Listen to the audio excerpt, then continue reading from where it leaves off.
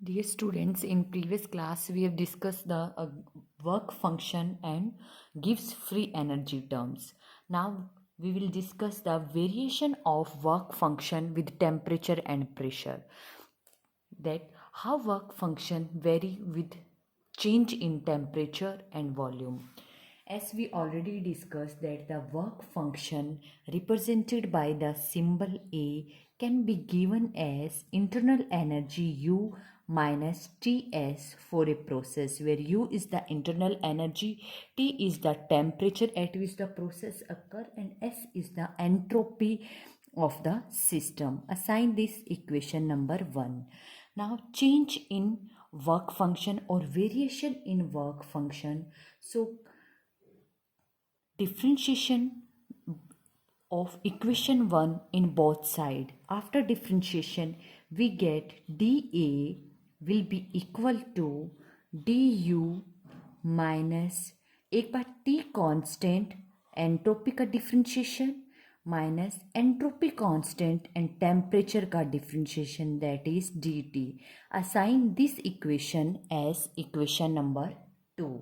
Now according to the definition of entropy change, we know that change in entropy, that is ds, will be equal to the heat absorbed that is reversibly q reversible. Let कर लिया dq is the amount of heat absorbed reversibly at temperature T. Then ds will be equal to dq reversible by T. Assign this equation number 3rd. And also according to the first law of thermodynamics, the mathematical expression of first law of thermodynamics, du change in internal energy will be equal to dq that is reversibly heat absorbed plus में work done here. Now work done, if the small amount of work done is represented by dw. We also know that if dw is the work of expansion, then the work of expansion can be given as minus dw will be equal to P external pressure against which the gas or expand, and dV is the change in volume. Assign this equation number 4 and this equation as a equation number 5th. Put the value of work done dW from equation 5th in equation number 4 and we get the change in internal energy will be equal to dq reversible minus P dV.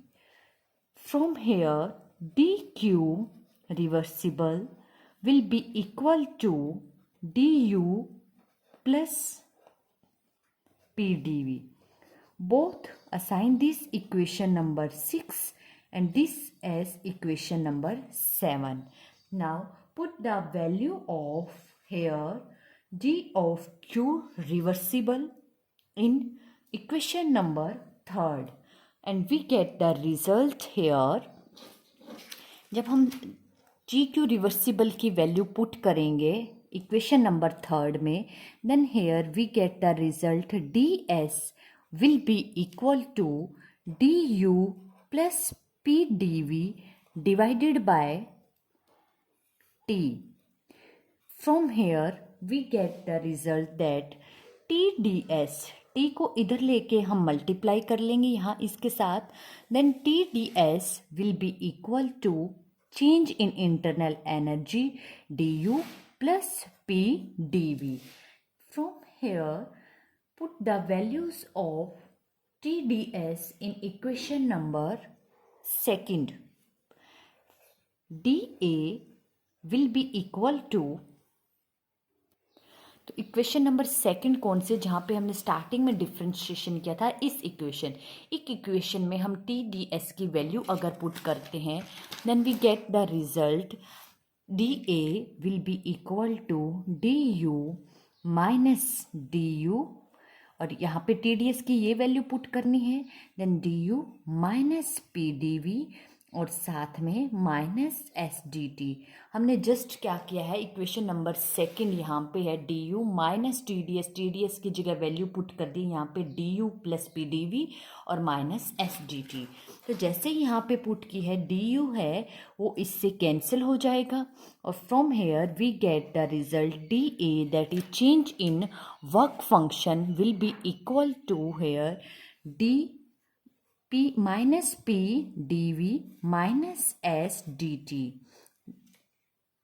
From here, this is assign this as equation number 8.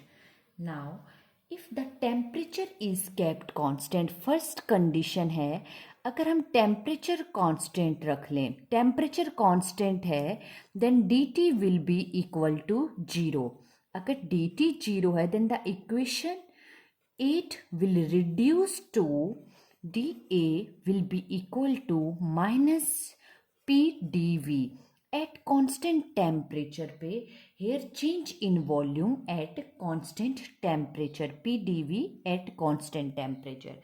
यहाँ से अगर हम dV इधर ले आए तो we can assign that dA by dV at constant temperature will be equal to minus of pressure. Assign this as equation number 9. So this is the equation which gives as if the temperature is kept constant then the change in work function with respect to change in volume will be equal to the pressure of the system, that is minus of the pressure of the system. So this relation or this mathematical expressions show the variation of work function with change in volume at constant temperature. If volume is kept constant, second condition है, ये हमारी equation number 8 है जो ये assign कर रही है, show कर रही है change in work function with variable volume and temperature. Now second condition, if we kept volume constant, if volume is constant then dV will be equal to 0. When dV equal to 0 then the equation 8 reduced to dA, that is the change in work function at constant volume will be equal to dV 0 हो जाएगा तो ये पूरी term 0, just क्या बचेगा minus of S D T और कब at constant volume. From here we can write d A by d T इधर ले आएंगे यहाँ पे एट कॉन्स्टेंट वॉल्यूम डिवाइड हो जाएगा and that will be equal to minus of S, that is entropy. This is equation number 10. Here equation number 10 show the change in work function with respect to change in temperature at constant volume will be equal to the minus of entropy. That is, this is the relation which show the variation of work function with change in temperature at constant volume. So according to this relation, we can show the variation of work function with temperature and pressure. If we have to calculate the total change in work function for a complete process under isothermal condition, अगर हमें isothermal condition में और complete change निकालना है तो complete change कैसे निकालेंगे. Isothermal condition है तो लेट कर लिया कि हमें टेम्परेचर क्या है कांस्टेंट और कंप्लीट वर्क डन निकालना है तो वी कैन से दैट हमें टोटल चेंज निकालना है. टोटल चेंज कहाँ से कहाँ निकालना है, हमारे पास वॉल्यूम भी गिवन होगी कि अगर टेम्परेचर कांस्टेंट है तो वॉल्यूम कहाँ से कहाँ चेंज हो रही है आइसोथर्मल कंडीशन में. लेट कर लिया if volume changes from V1 to V2 then the total change will be del A at constant temperature. तो जब कांस्टेंट टेम्परेचर पे हमारे पास ये रिलेशन आई है तो इस रिलेशन को हम इंटीग्रेशन कर देंगे जस्ट वॉल्यूम V1 से V2, क्योंकि वॉल्यूम कहाँ से चेंज हो रही है, टेम्परेचर कांस्टेंट था, volume changes from V1 to V2 and write the relation minus P D V. Here अगर इस केसेस में जब हमने इंटीग्रेशन किया है यहाँ पे P V is equal to n R T, अगर 1 मोल हो तो n क्या हो जाएगा 1, तो simply we can write P V is equal to nRT. From here P will be equal to nRT by V. अगर N 1 mole है तो then P will be RT by V. Put this value of P in equation number this. Then the total change in work function del A at constant temperature will be V1 to V2 here, and minus बाहर आ जाएगा RT into dV by V. From here del A at constant temperature minus R constant, T एक तरह से constant है, dV by V का integration है वो क्या हो जाएगा, natural logarithm. Natural logarithm of v और लिमिट कहाँ है, v1 से v2. Then we get the result natural logarithm of v2 by v1. And this expression is same. अगर हम n मोल की बात करें यहाँ पे तो फॉर n आगे आ जाएगा just nRT natural logarithm of v2 by v1. And this expression is similar for the work done, maximum work done जब हमने निकाला था for isothermal process previous thermodynamics के सेक्शन में. So we can write here that change in work function at constant temperature will be equal to minus of maximum work done. So this is the same result that we derived in last lecture where we discussed about the work function or Helmholtz function. So this results in similar that we discussed in the previous lecture. So the total change in work function for a complete process under isothermal condition will be equal to the maximum work done in a reversible condition or by the isothermal process. Now next, variation of Gibbs function with temperature and pressure. अब ये जो था हमने discuss किया है Helmholtz function. तो Helmholtz की variation हमने विद रिस्पेक्ट टू टेम्परेचर देखा है and with respect to volume. जब वॉल्यूम के विद रिस्पेक्ट टू देखेंगे तो टेम्परेचर कांस्टेंट रखेंगे, और जब टेम्परेचर के विद रिस्पेक्ट टू वेरिएशन देखेंगे तो वहाँ पे वॉल्यूम कांस्टेंट रखेंगे. और हमने हो सकता है हमसे पूछ लिया जाए कि आइसोथर्मल कंडीशन में टोटल चेंज निकालो, तो हम टेम्परेचर कांस्टेंट लेके और टोटल इंटीग्रेशन कर देंगे v1 से v2. अगर हमसे पूछ लिया जाए कि आइसोकोरिक प्रोसेस यानी कि वॉल्यूम कांस्टेंट हो तो उस टाइम पे टोटल चेंज निकालना वर्क फंक्शन में, तो वहाँ हम इस रिलेशन में क्या ले लेंगे, टेम्परेचर चेंज ले लेंगे t1 से t2 और वॉल्यूम कांस्टेंट करके इंटीग्रेशन कर देंगे. कई बार जैसे यहाँ पे curl A by curl V भी लिखा हुआ होता है तो वो जस्ट सिमिलर है. कर्ल है वो बहुत स्मॉल चेंजेस दिखाता है वर्क फंक्शन में with respect to small change in volume. तो जस्ट एक्सप्रेशन है वो सेम होगी. जस्ट डेनोशन है जैसे स्मॉल चेंजेस के लिए कर्ल होगा और होल चेंजेस के लिए कंप्लीट प्रोसेस के लिए चेंजेस है वो हम डेल से दिखाएंगे.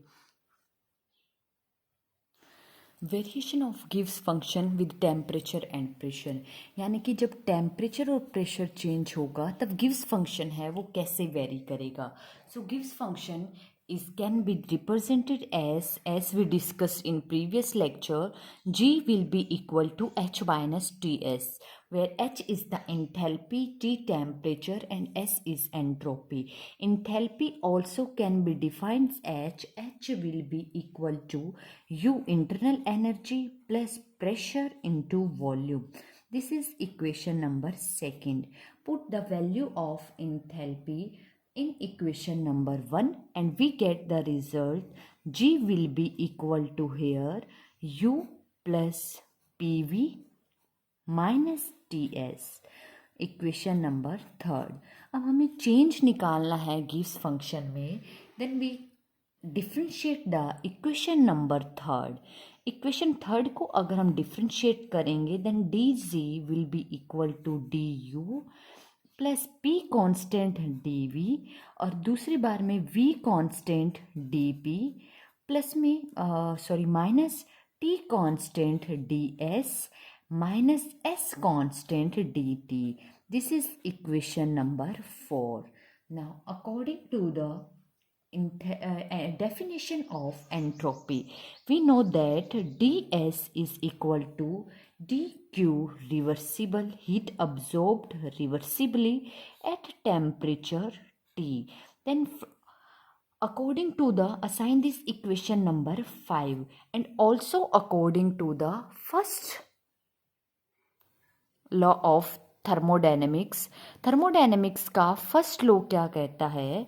फर्स्ट लॉ ये कहता है कि डी यू, जैसे कि सेम जो वेरिएशन है हम सेम प्रोसेस से चलेंगे जैसे हमने हेल्महोल्ट्ज़ फंक्शन की वेरिएशन देखी with respect to temperature and volume. तो हम जो जी की इक्वेशन है उसकी जो एच माइनस टी एस में है उसको simple variable temperature and pressure की फॉर्म में लेके आएंगे। तो according to first law of thermodynamics D की यू है that is equal to D Q reversible plus में amount work done by the system dw. If dw is the work of expansion then it is equal to minus of pdv. Here equation number 6 and this is equation number 7. Put the value of work done in equation number 6 and we get the result du will be equal to dq reversible heat plus plus में नहीं sorry यहाँ पे minus आएगा क्योंकि D W plus में है minus P D V. From here we get the result that D Q reversible will be equal to D you plus P D V. Put this value of equation dq reversible from equation number 8 into equation number 5. Equation number 5 में put करेंगे तो हमारे पास result क्या आएगा? Here D S will be equal to D you plus P D V by T. From here T D S will be equal to T इधर जाके multiply में हो जाएगा then T D S will be equal to D you plus P D V. This is equation number 9. Now put the value of TDS from equation number 9 into equation number 4. Equation 4 में हम T D S की value put करेंगे तो ये equation किस में reduce होगा? D G है वो D you plus P D V plus V D P minus T D S. तो टी डी एस की वैल्यू हमने क्या निकाल ली है यहाँ से? यहाँ पे क्या हो जाएगा? Minus D you minus P D V फिर आगे ये minus S D T as it is. So we get the result here this du equal to du plus pdv plus vdp minus du minus pdv minus sdt equation number 10। इस equation में हम देखेंगे कि जो ये du है ये cancel हो जाएगा, pdv है ये भी कैंसिल हो जाएगा, हमारे पास रिजल्ट है वो क्या बचेगा? Here dg that is will be equal to vdp minus sdt। This is equation number 11। अब हमारे पास जो गिव्स फंक्शन है वो किसकी टर्म में है? सिर्फ वेरिएबल प्रेशर एंड टेम्परेचर की टर्म्स में। पहली कंडीशन अगर कंडीशन क्या हो? आइसोथर्मल हो यानी कि प्रोसेस आइसोथर्मल है तो टेम्परेचर कांस्टेंट देन dt क्या हो जाएगा? 0। अगर आइसोथर्मल है temperature constant dt 0 then equation 11 reduce to that is the change in Gibbs function at constant temperature will be equal to ये टर्म तो पूरी 0 हो जाएगी, ये 0 हो जाएगी तो क्या बचेगा? सिर्फ v dp कब? At constant temperature. From here dp अगर इधर आएगा तो we can write that dg by dp at constant temperature will be equal to volume. This is the equation number 12 and this is the expression which gives the change in Gibbs function with change in pressure at constant temperature will be equal to the volume. Here we can also represent for small changes curl G by curl P at constant temperature will be equal to volume. हम दोनों उसमें assign कर सकते हैं। अगर यहाँ पे पूछ लिया जाए कि आइसोथर्मल प्रोसेस में टोटल चेंज निकालना है तो उससे पहले असाइन करने के लिए हम एक बार डिस्कस करते हैं। यहाँ पे अगर वॉल्यूम यही प्रेशर कांस्टेंट हो, टेम्परेचर कांस्टेंट देख लिया, सेकंड कंडीशन है इफ प्रेशर कांस्टेंट हो then dp is equal to 0। अगर dp जीरो हो देन इक्वेशन नंबर 11 में जो v dp टर्म है ये जीरो हो जाएगा, हमारे पास क्या बचेगा, dc equal to minus S D T. So we can write if dp zero then the change in Gibbs function at constant pressure will be equal to minus s dt at constant pressure. dt उधर जाएगा तो हम लिख सकते हैं dg, that is change in Gibbs function with respect to change in temperature at constant pressure will be equal to minus of s. So this is the expression which gives the variation of Gibbs function with temperature at constant pressure, and this is the equation number 13. So these both equation, that is equation number 12 here, this gives the variation of Gibbs function with pressure at constant temperature, and equation 13 gives the variation of Gibbs function with temperature at constant pressure. अब हमें isothermal process के लिए अगर total change निकालना हो, means the change in free energy for a complete process under isothermal conditions, तो isothermal condition की हमारे पास क्या रिलेशन थी जो हमने इक्वेशन नंबर 12 में असाइन की थी. This is the isothermal condition में गिब्स फंक्शन में चेंज. अब हमें टोटल चेंज निकालना है कंप्लीट प्रोसेस के लिए. Then integrate this equation from pressure P1 से P2. जब टेम्परेचर कांस्टेंट है इट मीन्स प्रेशर चेंज हो रहा है.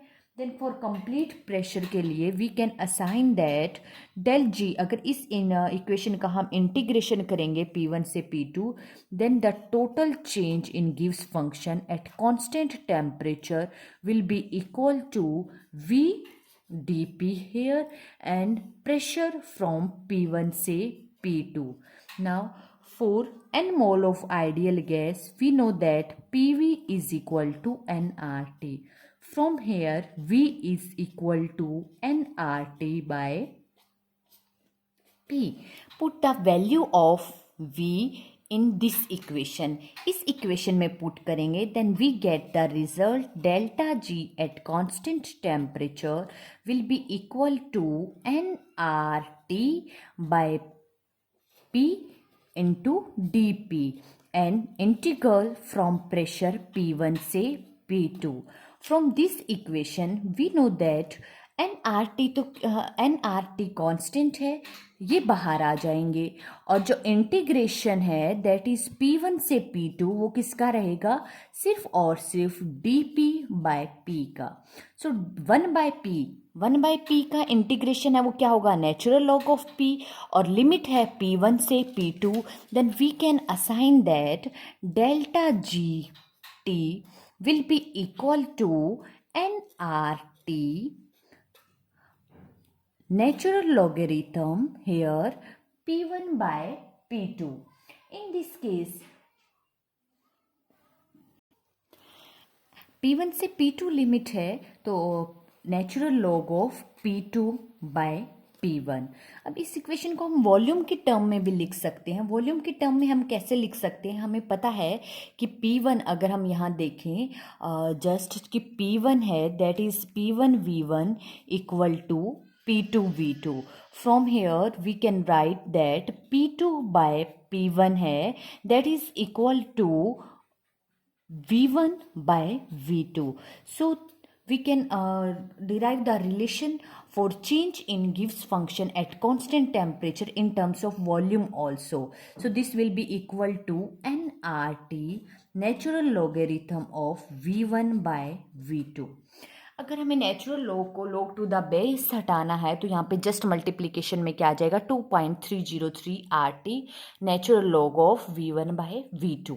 अगर हम एक्सप्रेशन देखें वर्क डन की, जैसे गिब्स हेल्महोल्ट्ज में हमने उसमें वो हेल्महोल्ट्ज फंक्शन में वर्क फंक्शन में हमने देखा था हेयर यहाँ पे कि जो ये टर्म्स आई थी चेंज, टोटल चेंज है वो किसके इक्वल आया था, change in nRT natural log V2 by V1. अगर n मोल हो तो nRT natural log V2 by V1.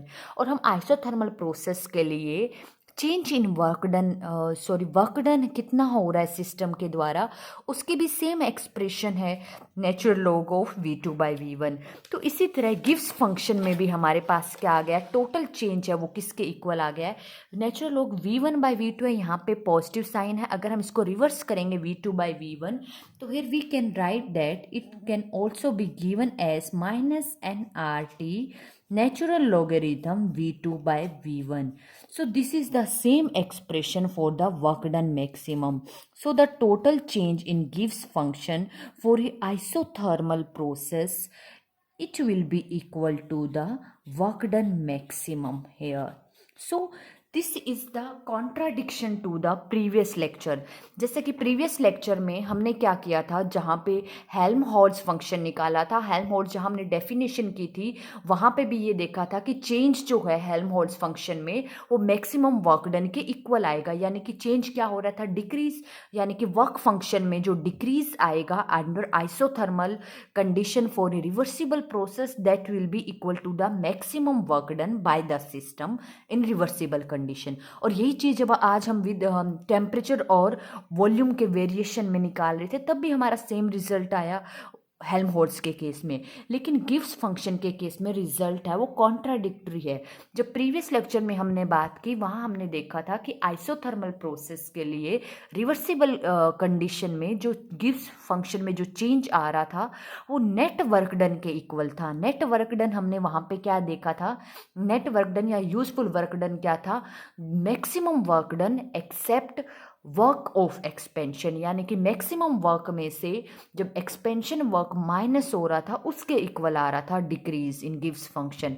लेकिन यहाँ पे रिजल्ट है वो अपोजिट है। ये क्या कह रहा है कि जो आइसोथर्मल कंडीशन में रिवर्सिबल प्रोसेस में गिव्स फंक्शन में जो चेंज आएगा वो मैक्सिमम वर्क डन के इक्वल ही होगा। यानी कि जितना सिस्टम वर्क करेगा रिवर्सिबल कंडीशन में, उतना ही उसके गिव्स फंक्शन में डिक्रीज आएगा। So according to this relation today's lecture, we have reached on the observation that for a reversible process under isothermal condition, the change in गिव्स function and the change in Helmholtz function क्या आ रहे हैं, दोनों decrease, और दोनों में जो decrease है that will be equal to the work done by the system reversibly.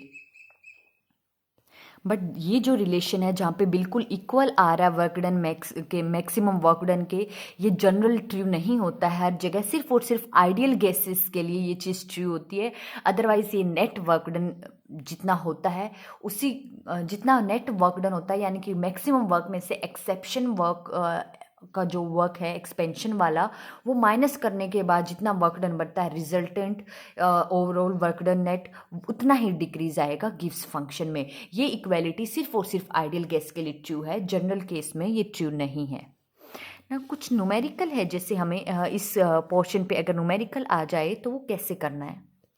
तो जैसे क्या गिवन हो सकता है, let us study example, calculate the free energy change. Free energy में चेंज निकालना है हमें, यानी कि डेल्टा जी निकालना है, which occurs when 1 mole of ideal gas. N कितना दिया हुआ है, यहाँ पे जो चीज़ें गिवन है वो आप साथ साथ लिख लीजिए।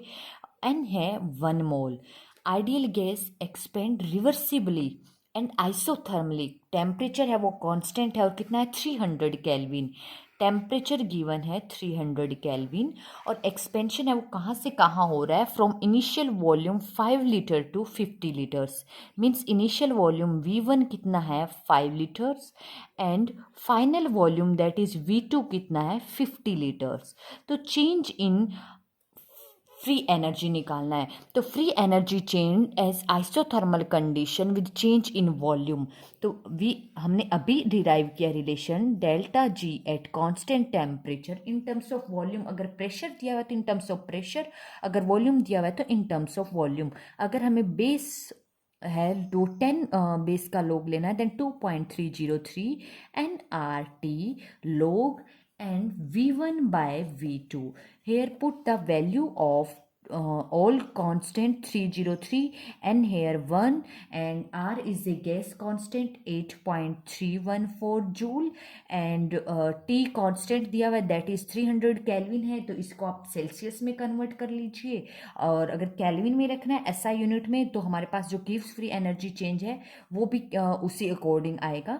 एंड द लोग है दैट इज लोग, एंड v1 कितनी है इनिशियल 5 लीटर 2/50, तो इसको हम कैलकुलेट करेंगे तो ये अप्रोक्सीमेटली आएगा 5744 जूल्स। तो इस तरीके से अगर हमें ये देखना है कि एक्चुअल में क्या गिवन है हमारे पास और क्या चीज़ें पूछ रखी है, तो उनको साथ साथ लिखिए और सिंपली जस्ट हमें फॉर्मूला अप्लाई करना है। हमें जस्ट ये डिसाइड करना है, अब जैसे वॉल्यूम दे रखी है तो हमने ये फॉर्मूला लगाया, अगर प्रेशर गिवन होता then we applied the formula 2.303 nRT log here P2/P1। इसी तरह हो सकता है हेल्महोल्ट्ज या फिर वर्क फंक्शन पूछ लिया जाए इन टर्म्स ऑफ वॉल्यूम और in terms of temperature. So we have to after reading the statement we have to decide the which formula is applicable in a given numericals. Clear? In next lecture we will discuss the spontaneity of a process. Thank you.